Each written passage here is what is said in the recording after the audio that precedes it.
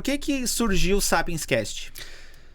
O Sapiens, assim, eu sempre gostei do podcast. Antes de existir os maiores do Brasil, que seria o Flow, o Podpah, os demais, eu sempre acompanho o podcast do Joe Rogan, que foi a inspiração do Flow na época. Então, mas eu acompanhava antes de saber, na verdade, o podcast dele, eu acompanhava pelo fato do quê? Da comédia, do stand-up comedy. Porque ele é um comediante de stand-up, antes de ele ser um podcaster, né? E eu acompanhava e eu adorava aquilo, o conteúdo já era constante pelo fato de...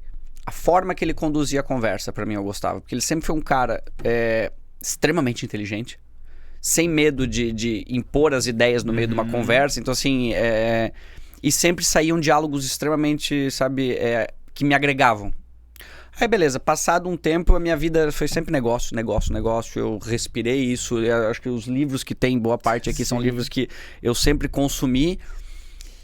E eu tava sentindo falta de outra coisa. Tanto que no Sapiens, poucos empreendedores participaram. Ou os que participaram, a gente falou pouco sobre negócio. Legal. Porque ele foi a minha válvula. Eu falei assim, eu preciso ver um pouco mais do mundo, sabe? De uma outra forma. Entender... Ter uma outra visão, né? Isso, ver o mundo pela ótica das outras pessoas. Isso é uma outra coisa que eu falo muito, que eu falava muito no Sapiens. Que era assim, pô, medicina, artes, tudo isso.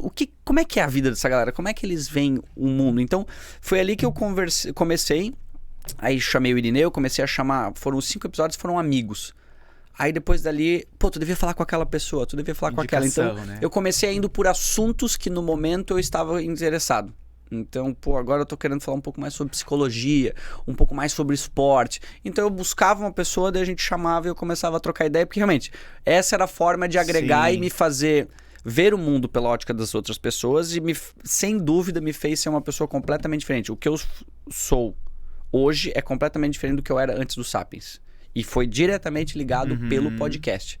Me fez ser uma pessoa com mais empatia, me fez me identificar mais. Então, quando eu vou julgar ou quando surge algum assunto, eu consigo...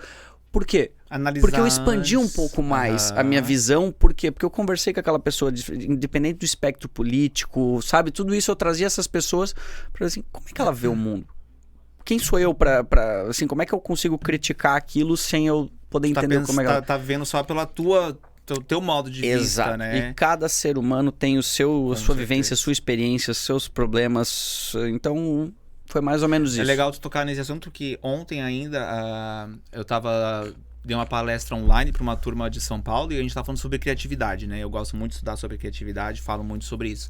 E aí uma das perguntas de um deles foi: como que eu posso ser mais criativo dentro dos meus negócios, sendo que muitas vezes a gente está sempre com as mesmas pessoas falando dos mesmos assuntos e tem que entregar projetos tipo para ontem e tudo mais, né? E durante a fala eu comentei isso para eles, né? Que a gente precisa sair um pouco da nossa bolha, um pouco não, bastante da nossa bolha, para ter uma visão de fora das coisas. Porque se você vive 24 horas em função da mesma coisa, você sempre vai estar pensando da mesma forma, né?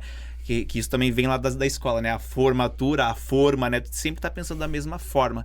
Então eu falei pra eles, você, enquanto tu tá indo pro trabalho, tu pode estar ouvindo um podcast que não tem nada a ver com a tua área, tu pode marcar um encontro com amigos que não são da tua área, porque se for da tua área, tu vai falar sobre a tua especificidade, né?